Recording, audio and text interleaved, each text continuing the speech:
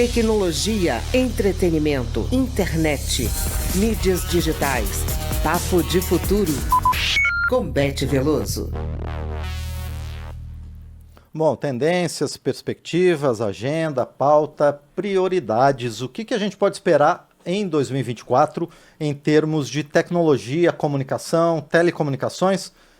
A partir de agora, toda terça-feira, você vai ouvir aqui uma pauta convergente em meio a tantas outras que podem surgir, e quem vai falar conosco sobre isso é a consultora legislativa Beth Veloso. Bom dia, Beth. Feliz 2024. Bom dia, Márcio, e feliz ano novo para nós que está começando aí com muitas perspectivas. É um prazer enorme estar de volta aqui nessa bancada do jornalismo da Câmara dos Deputados e trazendo realmente o que há de mais importante na comunicação. E então eu vou começar com uma escolha dentre tantas pautas paralelas que a gente pode fazer, dependendo, claro, Márcio, do prisma, dos interesses e do poder de cada um dos atores.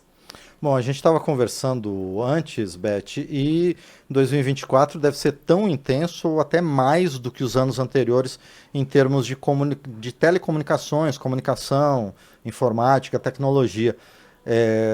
Até a imagem que você passou, né, que se as palavras fossem nuvens, certamente o nome inteligência artificial traria essas nuvens mais intensas, não é? Foi muito falado no ano passado, mas avançou muito agora, primeiro em termos regulatórios, enquanto o uso da inteligência artificial generativa, como o ChatGPT, também está avançando, né, mas da parte dele sem muitas restrições nem legais e muito menos éticas, não é, Beth? Exatamente, Márcio, é aquilo que você colocou. A gente precisa avançar com esse debate regulatório. Atualmente a gente vê a tecnologia sendo cada vez mais usada, sem muitos limites, os limites claros sobre questões éticas, também questões de regras do uso, como é que isso viola ou não vários direitos aí, direitos autorais. E entrando nesse campo, eu já vou falar o que 2024 trará de novo com relação à briga do jornal New York Times, que eu acredito que vai ser um pouco paradigmática, para cobrar do ChatGPT ou da OpenAI justamente o treinamento dos algoritmos com o conteúdo do jornal.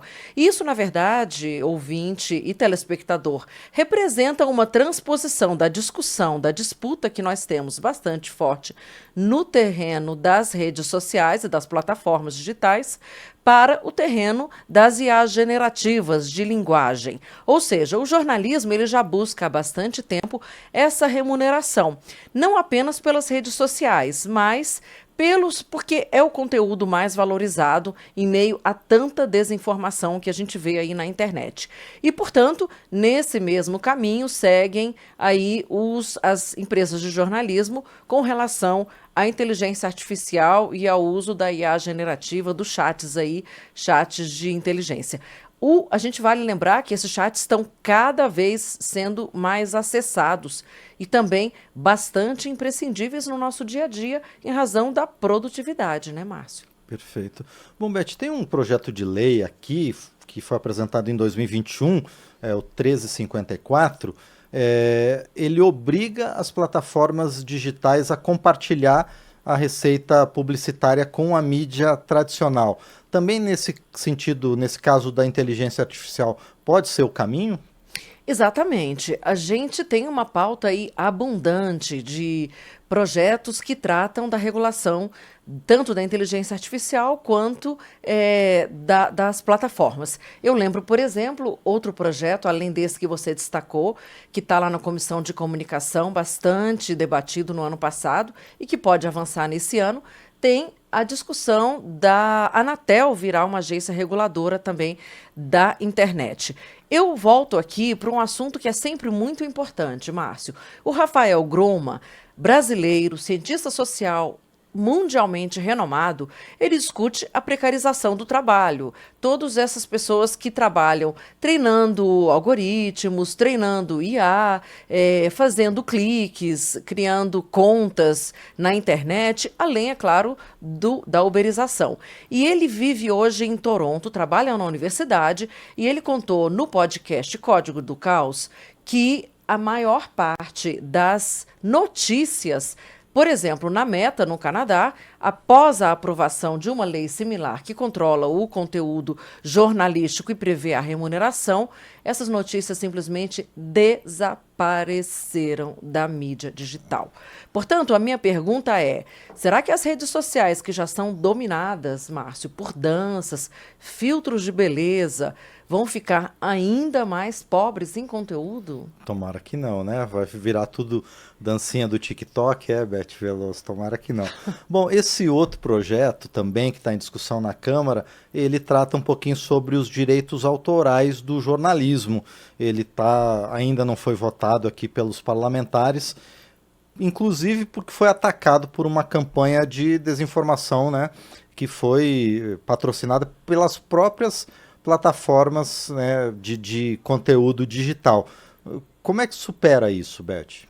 Então, embora o PL 2630, e não tem como falar de agenda e prioridades sem tratar dele, não porque ele seja um projeto irretocável, mas porque ele é o mais abrangente, que ele vai direto ao ponto da questão do risco sistêmico, dever de cuidado, e ele trata justamente de transparência, ética e combate às contas falsas na internet. E essas empresas, realmente, a Alphabet e a Meta, como você mencionou, Márcio, que representam justamente o Google, YouTube, Facebook, Instagram, elas resistem muito, muito mesmo em mudar essas regras da internet hoje. Por quê? Porque o lucro é crescente. Olha só o dado. Conforme divulgado no iniciozinho do ano, a Meta triplicou o seu lucro e anunciou o pagamento de dividendo aos seus acionistas. As ações já subiram 14%, Márcio. Então, como fica com essa tentativa justamente de regular as plataformas quando a saúde financeira dessas empresas está a top?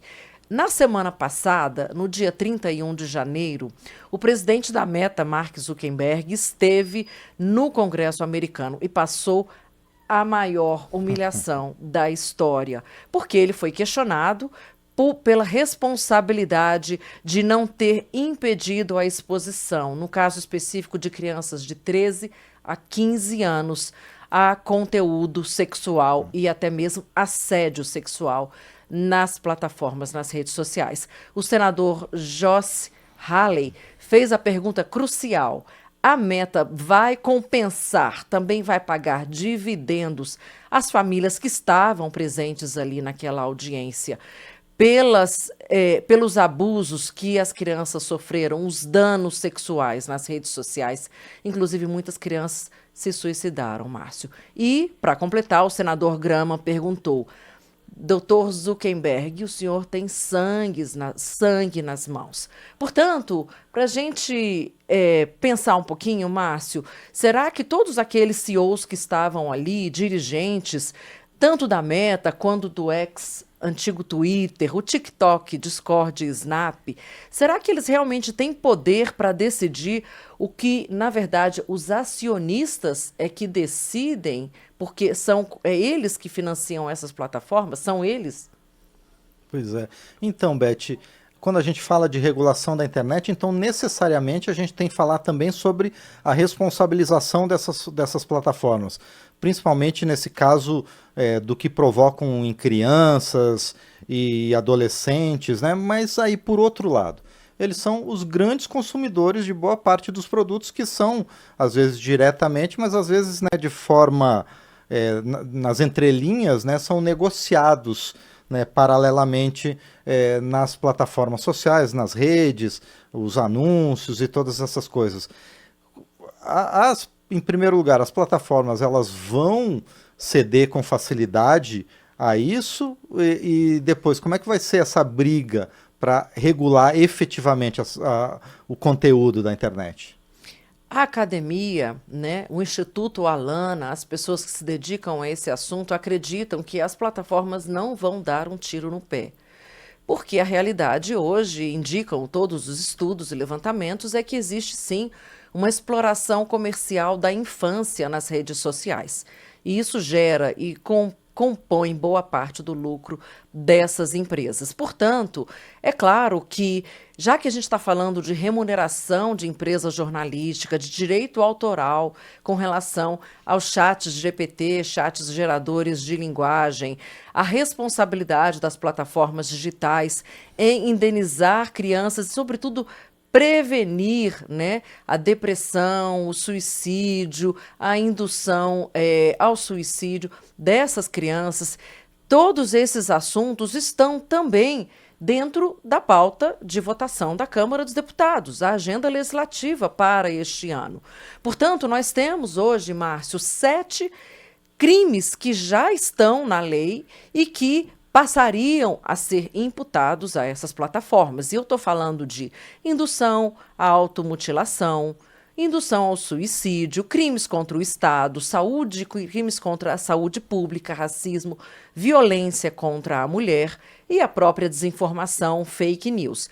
Então, é claro que preventivamente, vocês acham que as plataformas conseguem fazer isso sozinhas, sem ter regras muito claras? Eu passo a pergunta para você, Márcio. Bom, e eu vou fazer um convite, Beth Veloso. Nosso tempo está estourando e eu acho que a gente pode tomar mais 1 ou 2 programas para falar sobre isso, avançar para a área de telecomunicações também, para falar sobre esses aspectos, né, da responsabilização das empresas, não é?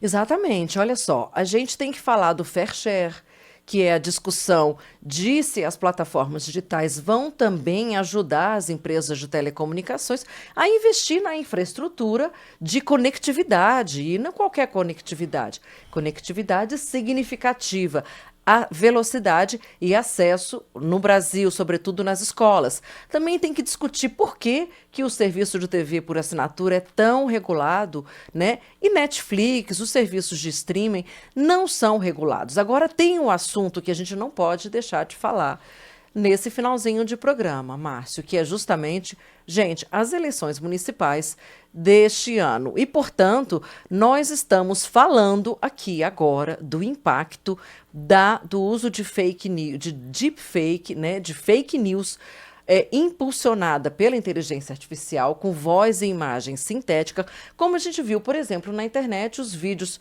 chocantes do médico Drauzio Varella, apenas para citar um exemplo, vendendo produtos na internet totalmente inverossímil. Portanto, imagina, Márcio, o estrago que o deepfake, já tem muitos projetos sobre isso aqui também na Câmara, pode fazer na reputação de candidatos sérios, o estrago nas eleições. Perfeito. Então, voltamos a falar sobre isso no próximo programa, Beth Veloso. Por enquanto, eu agradeço a você. Então, muito obrigada, e é isso. Eu acho que a gente tem que voltar com essa pauta e lembrar só, como colocou aqui o nosso diretor de comunicação agora, Gilmar Sato, a questão do 8 de janeiro. A democracia não pode esperar. Portanto, é muito importante que a gente discuta as regras e, sobretudo, o Congresso se antecipe até mesmo ao Tribunal Superior Eleitoral, ao TSE, na definição da proibição do uso de deepfakes nas eleições e de fake news, inclusive com a cassação, seja da candidatura, seja do mandato. Eu passo para você, Márcio. Obrigado, Beth Veloso, a titular do Papo de Futuro.